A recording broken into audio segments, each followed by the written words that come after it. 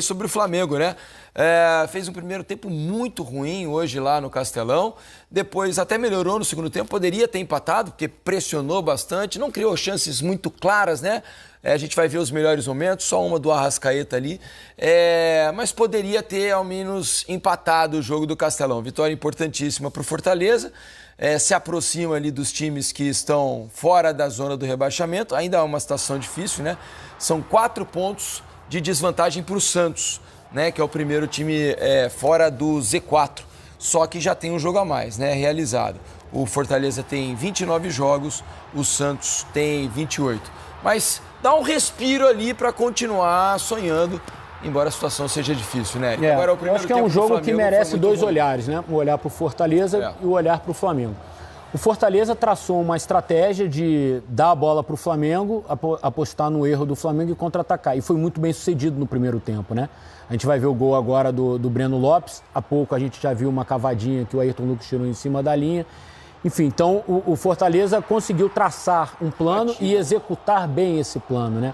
E o Flamengo, ao contrário, se expôs demais. Não percebeu que o jogo do Fortaleza era esse. Entrou em campo de um jeito... Em outra rotação, digamos assim, né? Talvez não na rotação que a partida exigisse, né? Porque o Fortaleza sabe que está pelas últimas bolas, né? O Fortaleza está com a corda no pescoço. O Fortaleza não ia entrar mole nesse jogo, ainda mais com toda a motivação de você enfrentar o líder do campeonato, o vice-líder do campeonato e tal. Então, acho que o Flamengo fez uma leitura errada ao entrar em campo. E aí, a consequência disso é o primeiro tempo muito abaixo. Assim, foi um primeiro tempo do nível que o Flamengo fez contra o Corinthians, por exemplo. Verdade. Muito abaixo. Aqui naquele dia, na Neoquímica Arena, o Corinthians teve as chances e não fez. E o Fortaleza, dessa vez, teve as chances e fez. E aí o Flamengo não conseguiu, no segundo tempo, virar como aconteceu em São Paulo. Então, eu acho que foi uma partida bem ruim do Flamengo para quem está disputando o título contra o Palmeiras, que é uma equipe que erra pouco nesse tipo de jogo, por exemplo. Erra menos do que o Flamengo erra.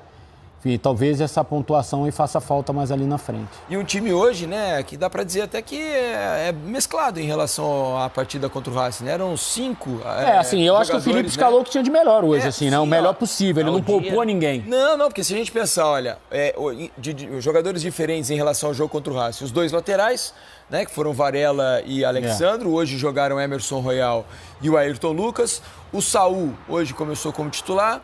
Plata... O Pulgar estava suspenso. Exato. Plata não começou contra o Racing, Samuel Lino também não, nem Bruno Henrique. Né? Então são 6 mudanças, né? Eu falei 5, são 6 na verdade, né?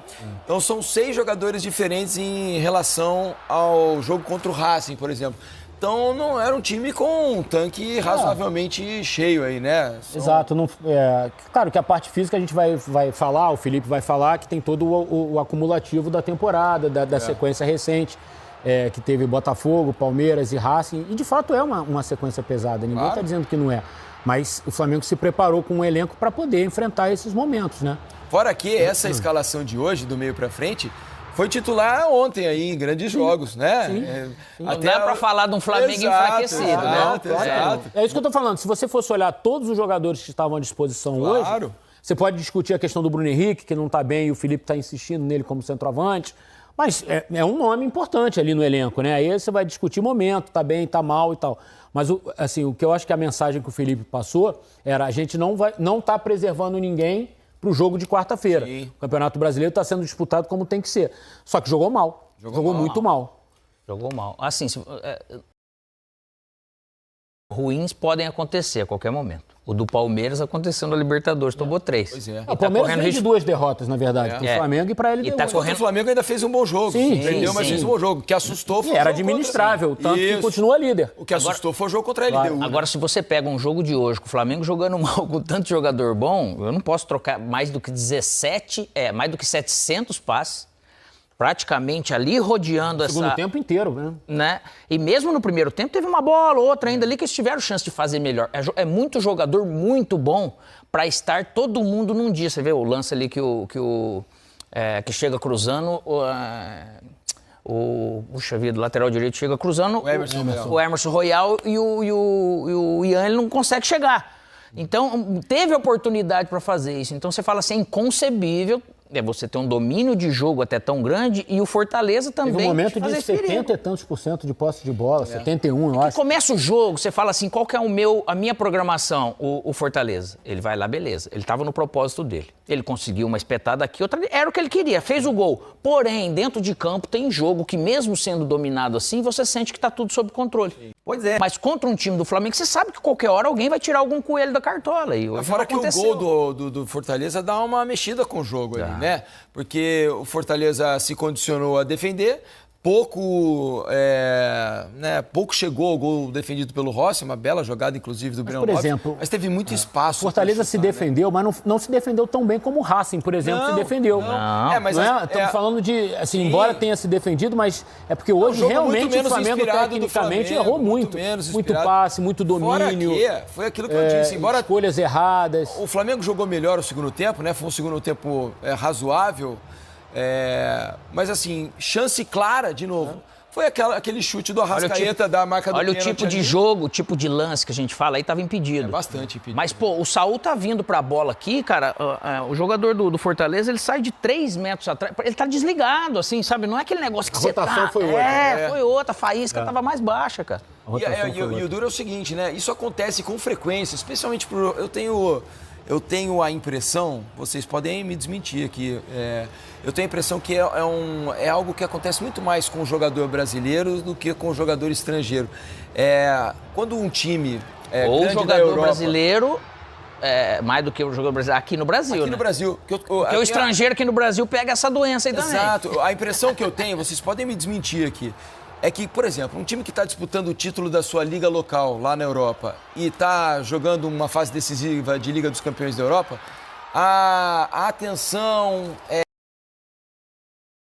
a perspicácia, o foco não muda tanto de um jogo para o outro. É claro que nós estamos falando de nível de jogador diferente também, mas não há tanto uma desmobilização tão grande quanto me parece ter aqui no Brasil.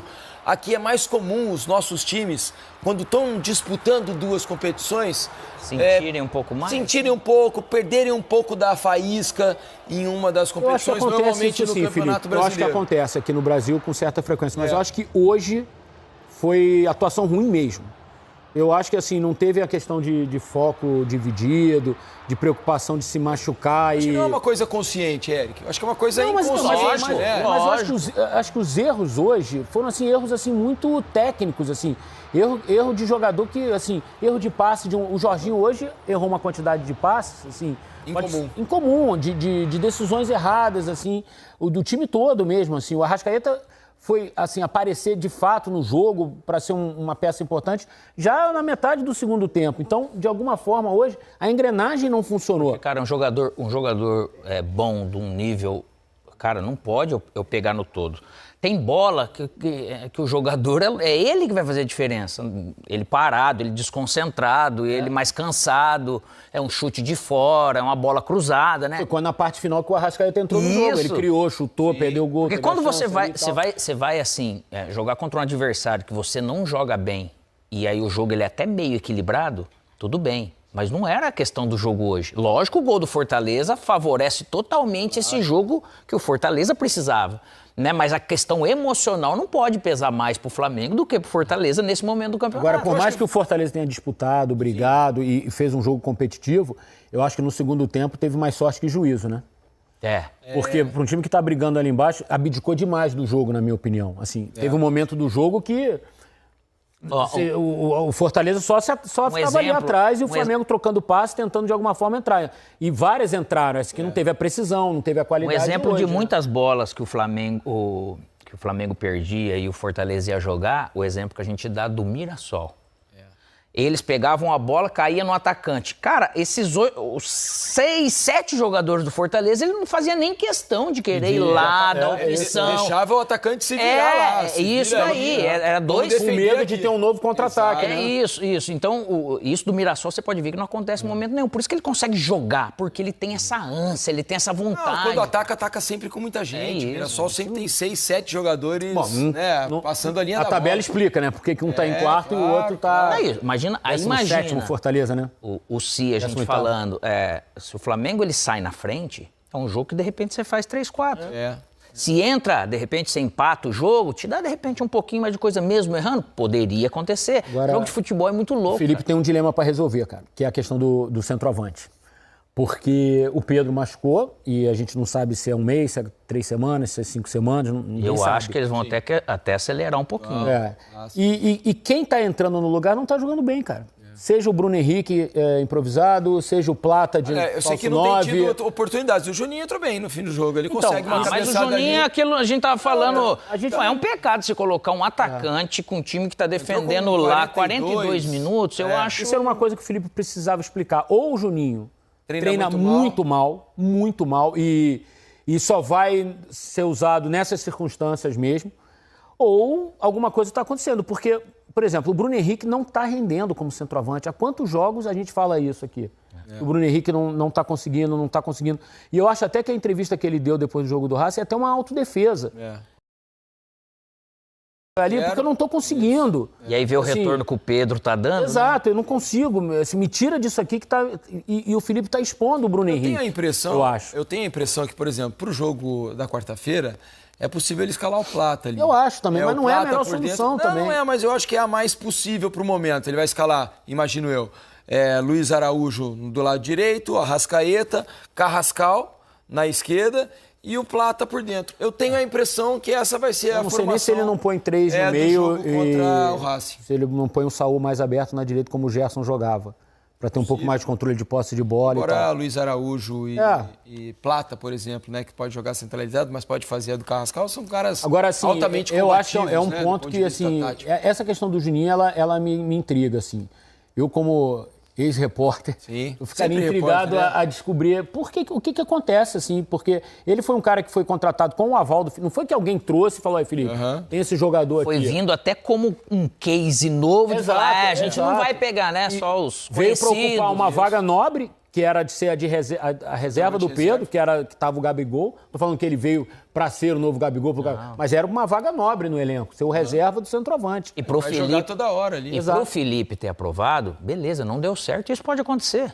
Ele era um jogador, ele é um jogador que tem característica para ser um 9 importante, hoje só que não deveria aconteceu. ter entrado mais cedo. Mais cedo. Porque o jogo estava todo ali. Porque é um jogador que depende vai ter bola aérea. Pô, com 42 minutos, com um centroavante. Se é um driblador, se é um driblador, um cara meia que dribla, chuta de fora, é outra coisa. Você vai ter... O pouco tempo você consegue fazer algo. Agora com o centroavante é ruim. A situação dele é tão esquisita que o Wallace Ian, por exemplo, que é um garoto super promissor, assim, mas que andou cometendo uns erros e tal, foi punido. Ele ainda teve uma chance antes de entrar hoje do que o Juninho. É verdade. Cara, é impressionante mesmo o que acontece nesse caso do Juninho, né?